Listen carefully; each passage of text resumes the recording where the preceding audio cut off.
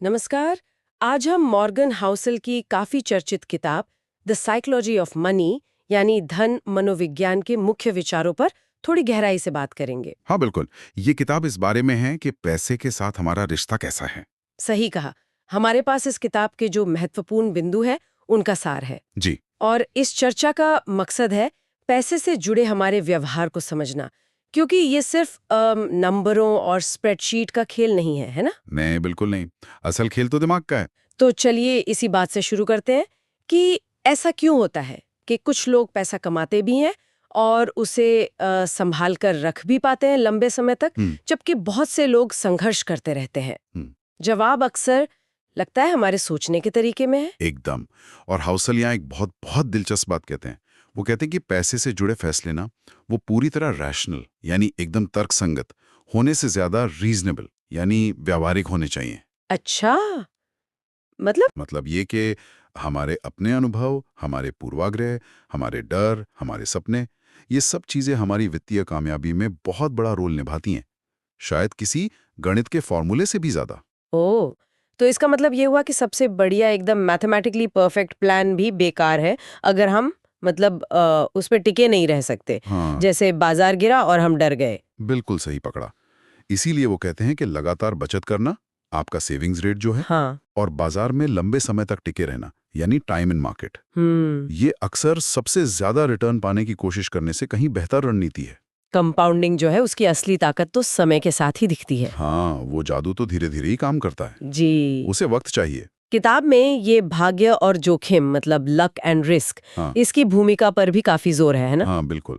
ये याद रखना बहुत जरूरी है कि नतीजे हमेशा हमारे हाथ में नहीं होते। सही बात है। गड़बड़ हो सकती है, और कभी कभी बिना गलत फैसलों पर भी किस्मत मेहरबान हो जाती है। तो सिर्फ नतीजों से किसी को जज नहीं करना चाहिए। तो प्रक्रिया ज्यादा महत्वपूर्ण है। हाँ, और इसी से जुड़ी कुछ और बातें हैं। एक तो गलतियों के लिए गुंजाइश रखना, मतलब रूम फॉर एरर, एक बफर होना चाहिए। ताकि कोई झटका लगे तो हम संभल जाएं। एग्जैक्टली। दूसरा, ये समझना कि अमीर बनना और अमीर बने रहना, getting wealthy versus staying wealthy, ये दो अलग अलग हुनर हैं। ये दिलचस्प है। इसमें क्या फर्क है? देखिए, अमीर बनने में शायद थोड़ा रिस्क लेना, आशावादी होना, ये सब काम आता है।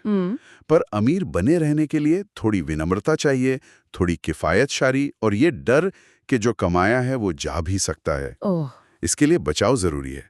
और तीसरा, जो मुझे बहुत पसंद है, असली दौलत वो है जो दिखती नहीं। Wealth is what you don't see. मतलब? महंगी कारें और बड़े घर दौलत नहीं हैं, वो खर्च दिखाते हैं। असली दौलत तो अक्सर छिपी होती है आपके निवेश में, आपके बैंक बैलेंस में, जिसे आप उड़ा नहीं रहे। वाह, ये पूरा नजरिया, ये तो बिहेवियरल फाइनेंस को कितना आसान बना देता है। हाँ, ये सच है। ये किताब की खूबी है, कहानियों से समझाते हैं। लेकिन इसमें कोई कमी भी है? हाँ, मतलब ये ध्यान रखना चाहिए कि ये ज्यादातर किस्सों पर आधारित है। बहुत ज्यादा टेक्निकल एडवाइस जैसे टैक्स प्लानिंग या एसेट एलोकेशन पर गहराई से बात नहीं करती। अच्छा। और उदाहरण ज्यादातर अमेरिकी हैं, तो शायद हर किसी के लिए सीधे लागू न हो। हाँ, ये बात भी है। वैसे स्रोत में एक दिलचस्प 5 सूत्रीय हिंग्लिश सारांश भी दिया गया था। वो क्या था? हाँ, वो काफी अच्छा है याद रखने के लिए। पहला, पैसा का गेम दिमाग का गेम है, स्प्रेडशीट से ज्यादा बिहेवियर का।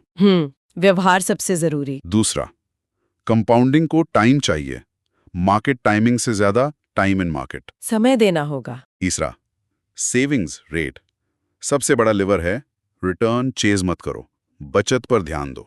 ओके। चौथा, रीजनेबल प्लान, परफेक्ट प्लान, जिससे चिपक सको वही सही, जिस पर टिक सको।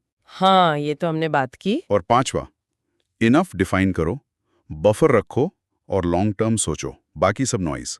पर्याप्त क्या है ये जानो, सुरक्षा रखो और लंबी अवधि का सोचो। बहुत बढ़िया समरी है ये तो इन विचारों को असल जिंदगी में कैसे उतारें? कुछ ठोस कदम? बिल्कुल, कुछ चीजें की जा सकती हैं। पहला, शांति से बैठकर लिखिए कि आपके लिए इनफ यानी पर्याप्त का मतलब क्या है। ये कोई नंबर हो सकता है या जीवन शैली। ठीक है। दूसरा, बजट को ऑटोमेट करें, तनख्वाह आते ही पैसा कट कर निवेश में चला जाए। हाँ, ताकि सोचना ना पड़े। तीसरा, एक इमरजेंसी फंड जरूर बनाएं ताकि मुश्किल वक्त में निवेश ना तोड़ना पड़े। ये बहुत जरूरी है। चौथा, ऐसे निवेश चुनें जिन्हें आप बाजार में बड़ी गिरावट, मान लीजिए 30-40% की गिरावट में भी बेचने से डरेंगे नहीं। अपनी रिस्क टॉलरेंस समझें। और सबसे जरूरी, अपनी सोच को हफ्तों या महीनों से हटाकर सालों और दशकों पर ले जाएं। लॉन्ग टर्म सोचें। तो कुल मिलाकर ये किताब कोई निवेश कैसे करें कि गाइड नहीं है। नहीं, बिल्कुल नहीं। ये ज्यादा इस बारे में है कि हम पैसे के बारे में सोचते कैसे हैं, महसूस कैसे करते हैं, हमारी मानसिकता कैसी होनी चाहिए। एकदम। निचोड़ यही है कि आपका व्यवहार सबसे ज्यादा मायने रखता है। एक ठीक-ठाक प्लान जिस पर आप टिके रह सकते हैं, वो उस शानदार प्लान से बेहतर है जिसे आप पहली मुश्किल में ही छोड़ दें। और अंत में हाउजलर एक बड़ा सवाल छोड़ते हैं सोचने के लिए। क्या? कि क्या पैसे से मिलने वाला सबसे बड़ा रिटर्न, सबसे बड़ा लाभांश असल में अपने समय पर कंट्रोल पाना है? अपने समय पर नियंत्रण। हाँ, यानी ये आजादी कि आप जब चाहें, जो चाहें, जिसके साथ चाहें वो कर सकें। क्या यही असली दौलत है? सोचने वाली बात है, बहुत गहरा विचार।